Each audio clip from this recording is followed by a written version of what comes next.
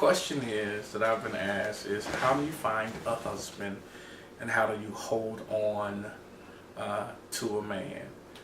First of all, I know I know it sounds like real cliche, uh, but I just have to give it to you. Uh, a woman cannot find a husband. The Bible says that he that findeth a wife findeth a good thing and obtaineth favor in the sight of God. Um, Really, to be honest with you, if you're looking for a husband, I think you need to check, and make sure that you don't, you're pretty dehydrated. In other words, you're thirsty. If you're looking for a husband, you're suffering from thirsty syndrome. The Bible talks about a woman in John chapter 4, I believe it is, who was thirsty. She had 5 husbands, looking for her identity in a man, looking for a relationship that would last. She had 5 husbands. And Jesus says, "Okay, go get your husband." She said, "The man I'm with," he said, "He's not my husband." She said, and he said, "You said right. The man that you're with now is not your husband." She had tried so many times to do it the right way that she eventually gave up and did it the wrong way. And there are a lot of women who struggle with that. They've tried so many times to do this thing the right way, to wait on the man to come after them, to wait on the man to make the first move, to wait on the man to do the things that you've been historically taught that men are supposed to do. And I agree with you.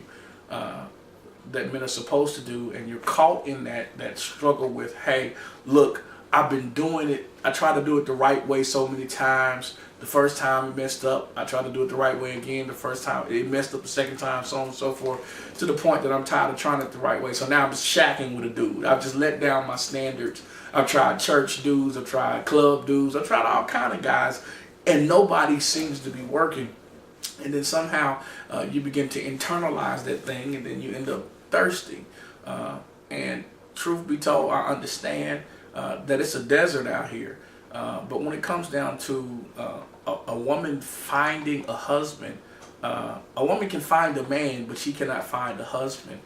The term husband generally, what people don't know a lot of is that the term husband is used to express one who is a keeper of the vine, or he's a vine dresser. Let me just make it a little less biblical. Anybody that drinks wine knows that wine comes from vineyards, and the keepers of those vineyards are called husbands or husbandmen. And so I've never known a vine that took applications to see who would dress the vine and mature the vine and help it. So I guess first of all, you have to understand that as a vine, you do not find the husband. The master of the vineyard, will send the husband that's necessary, because he knows the nature of the vine, he knows the value of the vine, and he knows how to hire a keeper of the vine, or a husband that will know how to properly nurture, mature that thing, how to give it the nutrients it needs so that it can produce the best fruit possible. So I guess that's my answer. Women, you cannot find a husband. God has to send a husband and reveal you to him. Every man is not going to see you. So I guess that brings you to the second question you asked. How does a woman keep a man or hold on to a man?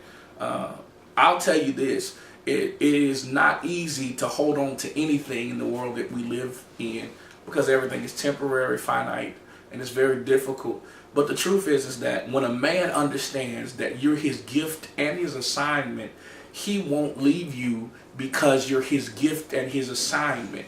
If you're not his gift and his assignment, if he's not connected to God, if he doesn't know God, if he's not hearing from God, then when times get rough or situations get uncomfortable, then he's going to listen to what got him into the situation. His flesh got him into the situation, and so his flesh will get him out of the situation. But when he knows that there's an assignment to your relationship, that there's destiny and purpose connected to it, and he understands, and God has revealed you to him as a wife, and as not just a wife, but his wife, then regardless of the circumstances, he can stand through the adversity because of his belief in the quality divine because God revealed to him the quality divine before he ever took. I just want to make sure I get this correct. The question is, why is it easier for certain women to hold on to a man, and how that ends up in a relationship or a marriage or all of that? I'll tell you this. First of all, I want you to be clear that if you are looking at other women as the standard of the board and in comparison, what you don't know is the true story. Just because a woman keeps a man or holds on to a man, you don't know what she had to do, how much of her self-respect she may have had to give up to keep that man. And you also don't know why in the end he married her, and you don't know what the end story is. And so I never admonish women to get into the, why is it easier for her to keep a man and I can't keep a man? Truth be told, just off the gate, you don't know a person's real story. So comparing relationships is nothing you should do. The only relationship that your relationship should be compared to is that of Jesus Christ and the church, or that of God and his people, to understand covenant. If you're a believer, just want to keep it 100, you shouldn't do that. Then, okay, so let's get a little bit more practical with a question. There are some women who honestly just know how to cater to a man. They've learned the rules. They've been in certain situations, or they've been taught by somebody really how to keep their man happy. Sometimes you have to be honest with yourself. Lying to yourself is never beneficial to you or anybody else. You have to assess and see, are you a banshee? Are you the kind of woman that's always causing issues, problems, or always got an issue? The Bible said it's better to dwell in the corner of a rooftop than in a house with a woman full of contention. That word contention simply means that she's always got an issue. She's always got a problem, no matter what. There's always something new thing every day. And eventually what happens a lot of times when you allow life or situations, sometimes it's your fault, sometimes it's not, but you allow them to make you a woman full of contentions, what you end up doing is cutting your husband or your significant other's ears off. He doesn't want to hear it anymore. He stopped listening because there's always a contention. And it's a stress overload. And so when he's overloaded, he won't take any more in. He'll stop listening. He'll stop responding. It's just not a good thing. So there are certain things, even with contentions, that you have to learn to take to God in prayer. If you're a believer and you're a believing man, I know that the heart of a believing man who really wants to live uprightly is to have a praying woman, a woman who knows how to take some of those issues and concerns to God. Also, one of the things, that there are women who are prepared to be wives, and there are others that end up wives. There are people who have been taught properly and trained properly how to be a wife. There are men that have been taught properly and trained properly how to be husbands. And that's the thing. But I'll tell you this, if you want to find a husband, keep a man, I think one of the most important things you could ever do is be successfully single. And what do I mean by being successfully single? There are so many people who waste their singleness looking for a significant other, and they never go through the process of actually doing the growing and going through the maturation process that's necessary, getting to know yourself, doing some things that you want to do, knowing what you do and don't like, what you will and won't do, and just being honest, because there are certain relationships that'll put a demand on you beyond your capacity to give. And if you don't know yourself, you don't know how to judge that capacity. But when you know yourself, and you know what, and you know God, and you know He's speaking to you, He'll let you know who you are, and then you can look at a relationship and say, hey, I really like her, or hey, I really like him, but this situation is a little more than I can handle, and it would be a disservice to them, no matter how much I like it, and a disservice to me, no matter how much I like them, I should say rather, no matter how much I like them, it would be a disservice to both of us for me to put myself in a situation that I couldn't really be a helpmeet as a woman to my husband, or that I can't really as a husband be a covering to her, because it's past my capacity to cover, or past my capacity to help. So I just think that it gets down to being successfully single, understanding what successful singleness is about, and doing the things necessary to go through the proper maturation process so that you can experience victory, so that you're done with some things, so that some generational curses are broken, so that some soul ties are broken, just some things that need to be dealt with that are not dealt with when you're jumping from relationship to relationship, looking for identity, looking for love, looking for all of these things that you can't find. So it's just an issue, and so that's what I would say. If you want to keep a man, the very first thing you need to do is be successfully single. A man loves confidence. He loves a woman that has it together. He loves a woman that can do what she does and do it well. And I think, as Scripture says, a person's gift will make room for them. If you're his wife, your giftings will make room in his heart for you. And I just, that's what I believe. The question that I was asked is, what are some specific things that a man looks for in a woman? And what I would say is that men are as diverse as the women that they date.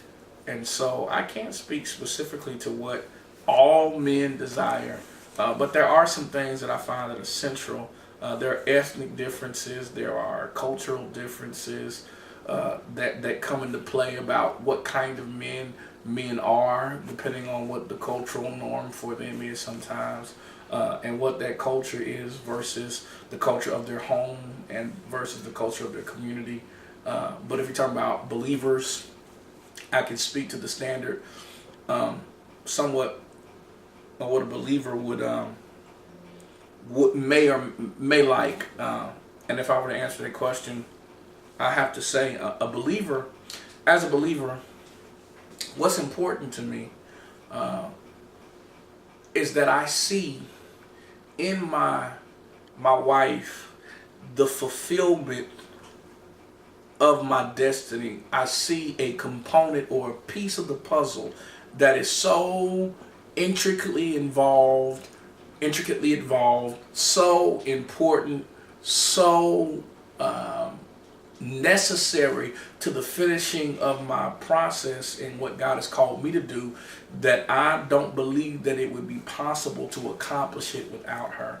So I think that a man is looking for a woman that he has a necessity for, a woman that he actually has need of to finish and accomplish certain tasks. And so the kind of woman you're going to need to be is going to be dependent on what kind of man that God has ordained for you to be with. Now, there are women who have all kinds of appetites as well. And sometimes, let's be honest, we have appetites for things that are not good for us. If you know that you have a certain wild connotation to your life, or you might not want to marry a pastor. If you want to wild out and you're not the girl that wants to do and doesn't understand the realm of ministry and being a part of a church body, then though you may like him, that may not be the task for you, because it's going to be miserable for you and it's going to be miserable for him when you decide that you want to marry somebody. As a man or as a woman, you need to know that you can rightly fulfill the appetites that they are given to, godly appetites, I will say, that they are given to, that you can fulfill those appetites with success. So I guess that's the real reality.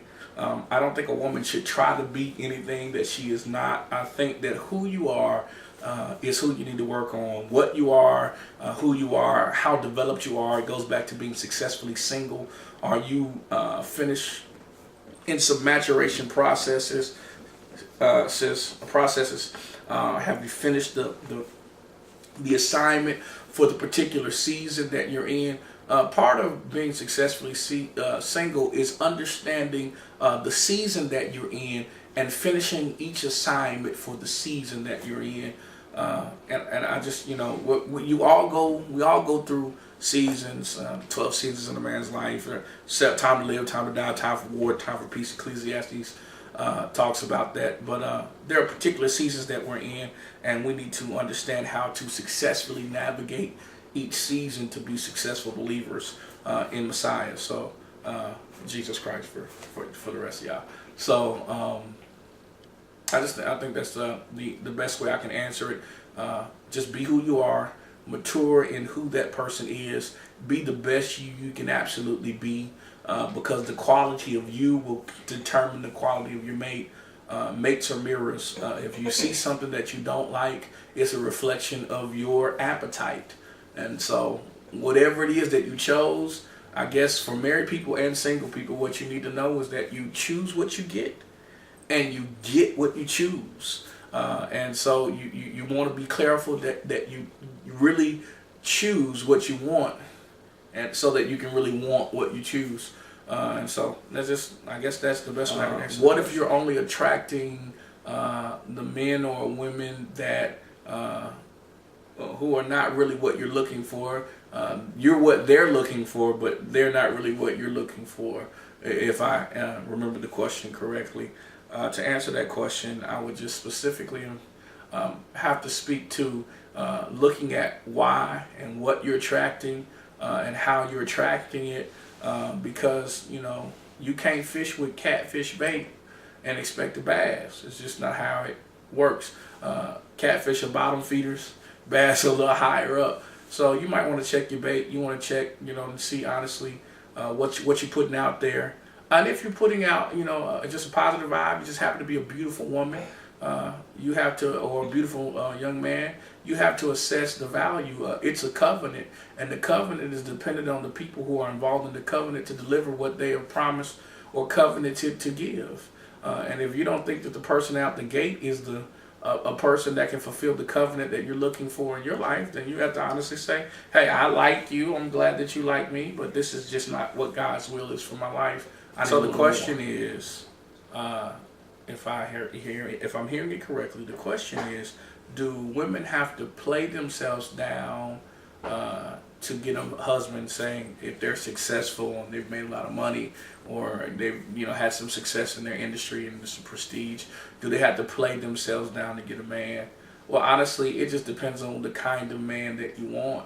If you want the kind of man that's attracted to you for what you have, then don't play it down. But I think anybody who has any wisdom would not make money the topic of conversation, or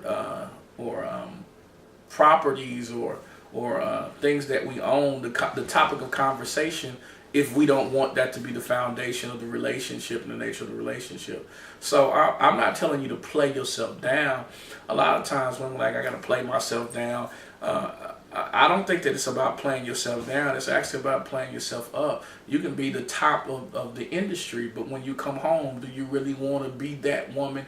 Do you want how to take care of everything? Do you just want a male there who can fulfill your sexual needs and do some things that you want him to do? If that's the case, then I guess that's the kind of man you need to get you a little young tenderoni that you can kind of control and do what you want to do. But if you want a man, then you have to understand that when you walk into out of the boardroom and into the bedroom and into the house, that there's a different pecking order, and it just depends on how well you can do the levels. There are a lot of women that can do the boardroom but can't do the house. They can do all of the corporate things because that's where they spent their energy developing, but they're not ready necessarily to be women that are ready to be wives, I should say, not women, forgive me, but ready to be wives. You need to learn how to switch that thing off and say, hey, there I'm the boss, but here I'm a wife, and so how do I serve my man and help him to reach his highest capacity? And then you have to be willing to understand what it is that you really, really, really, really want out of a relationship. Whatever you want out of a relationship, you need to sow it. So God is not mocked. Whatsoever man sowed, that shall he also reap. So I think we need to get back to understanding, kind of what our dynamics are. Gets back to being, single and successful, knowing who we are, knowing what we want, and being honest about that, so that when we find or entertain things, we're only entertaining people who have a viable chance at fulfilling the things that we desire for them to fulfill. If I were to sum it all up, ultimately, the gambit of questions was great. There's a whole lot of questions. So I don't know rightly how to sum it up, but I would tell you this: if you're really struggling about these questions about keeping a man, getting a man, finding a husband, I think you need to if look at and observe your motives. Why do you want a husband? Why do you need a husband?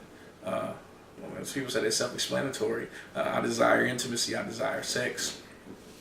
I desire somebody to love me and keep me, and all of those things. You know, when most people imagine the person they're going to end up with, they never imagine them with problems.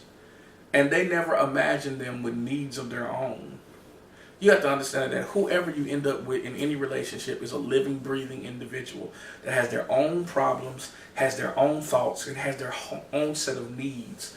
And so when you look at why you want to be married, be sure that your desire to be married also has a component of understanding what you're servicing, what you're offering, and what things you're willing to give and receive to do those things. So I guess that's the summation of it all. When you're looking for, and I repeat, women, you should not be looking for a husband. But when you're trying to figure out if there's somebody in your, immediate vicinity who could possibly be a potential mate, I think you need to go back to the drawing board, find out what your destiny is. Truthfully, I always use this analogy. If I'm going on a trip to somewhere and I don't know where it is I'm going, it's very difficult to pack for a trip where I don't know where I'm going. But when I know where I'm going, I can accurately pack for that trip. So if I'm going to Antarctica, I'm not going to pack shorts. I'm going to pack a warm coat and warm, under cover, coveralls and whatever it is that you're going to wear. Just some long handle, as my mom would call them, some long handle underwear. Some long johns or whatever they call them, but some long handle underwear, and you're just gonna do some things differently versus going to Hawaii or going to Bangkok, Thailand. You're gonna do some different things based off of where you're going, and so I think it's impossible to even begin to wrestle with the question of what kind of mate is efficient, what kind of mate is going to be helpful until you understand destiny. Because if you don't understand destiny, you may end up packing the wrong kind of clothes for the trip.